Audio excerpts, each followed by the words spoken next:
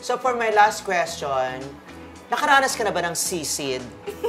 Kahit hindi sa Marino, sumagot ka, Atasca. Opo. Wow! Ma, huwag niyong panoorin to.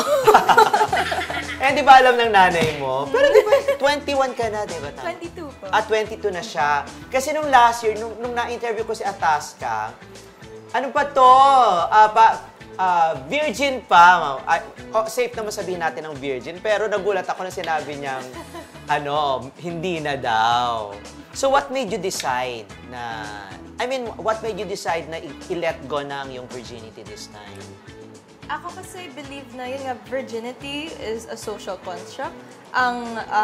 Parang ang worth ng isang babae di nakikita sa kanyang virginity. As long as alam mo yung ginagawa mo ay maging masaya ka at basta safe ka at wala kang na tatapakan ng tao.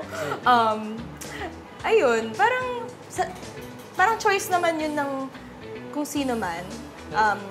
If you wanna stay a virgin, that's fine. If you think na ito na yung time na parang ito na yung time na ibigay mo yung virginity mo, okay lang din. Parang kasing age mo or mas matanda sa'yo, mas bata sa'yo? yung sa akin. Yes.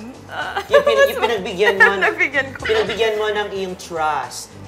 Hindi condom trust. Mas matanda po sa akin. Okay. Mabait siya, no? Kaya pinagkatiwalaan mo siya. Wala na kami ngayon. Pero yung taong yun, nung time na yun, na-in-love talaga ako sa kanya. Wow.